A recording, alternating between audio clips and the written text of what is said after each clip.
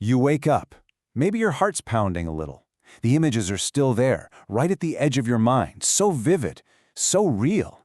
And you're just lying there thinking, wow, that was just a dream, right?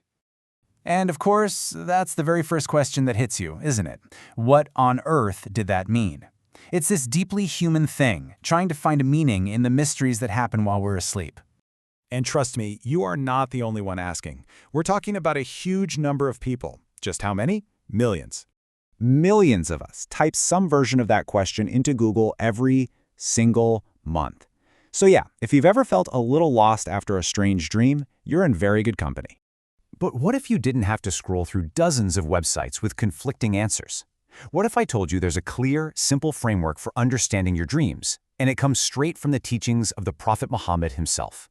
Well, that's exactly what we're going to break down.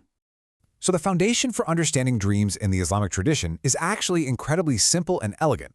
It sorts every single dream you could possibly have into one of three main categories. And here they are. First, you've got the Ruya, which is a true dream from Allah. Then there's the Hulm, a bad dream from Shaytan. And finally, you have dreams from the nafs, which basically come from your own mind, your own subconscious. So let's dive into each one. Okay, first up is the Ruya. This is the big one, the one we often hope for. It's a true dream. Think of it as a form of divine communication. It might bring you good news, some kind of guidance, or maybe even a gentle warning. These are the dreams that they feel different, you know? They're clear, they make sense, and they really stick with you. And to understand just how significant these dreams are, just let this sink in. The Prophet said, true dreams are one of the 46 parts of prophethood. What that means is, even though direct revelation has ended, this tiny sliver, this small part of it, still remains accessible to us through these true dreams. It's a pretty profound idea.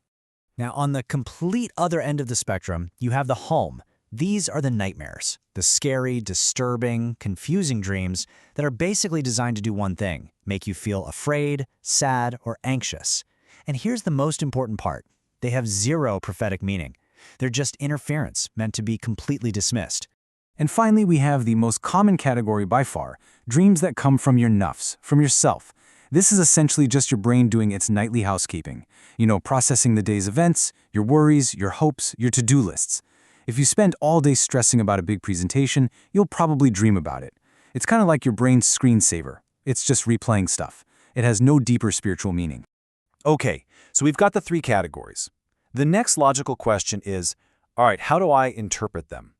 But right here, we need to pump the brakes, because this is where we have to be really, really careful. This isn't like looking up a word in a dictionary. You know, the most famous dream interpreter in Islamic history, a scholar named Ibn Sirén, he understood this better than anyone. He knew that the exact same symbol could mean completely different things for different people. So, for example, dreaming of rain might be an amazing sign of blessings for a farmer in a drought, but for a sailor about to set sail, it could be a serious warning. It's all about your personal context, not some random online dream dictionary. And this quote right here says it all. This is the master interpreter himself, and he would often refuse to interpret dreams because he was so afraid of speaking about God's religion without having proper knowledge. Now just compare that incredible humility and sense of responsibility to the instant answers we get online. It's a really powerful reminder to be careful about where we seek answers. So let's get into the most practical part of all this. Because knowing the type of dream you had is one thing, but the prophetic tradition also gives us a super clear step-by-step guide for what to do the moment you open your eyes. And just look at how clear and different the instructions are. If you have a good dream, a ruya, 1, you thank Allah, 2, you feel happy about it, and 3, you only share it with someone you really trust and love, someone who will be happy for you. But for a bad dream, a Hulm, the advice is the complete opposite. 1, seek refuge in Allah from Shaytan. 2, and this is huge, do not tell anyone about it. And 3, trust that it can't actually harm you.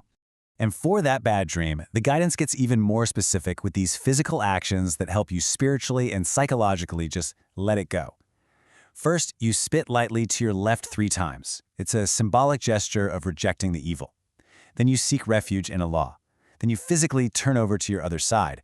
And again, just to drive it home, you do not tell anyone about it. Okay, so we have the framework and we have the practical steps. But all of this brings us to what might be the most important point of this entire explainer. The real wisdom here isn't just about what's happening when we're asleep. So here's the bottom line. Your dreams, they are your private world. But your actions, your character, the choices you make every day, that stuff is public. That's what's real.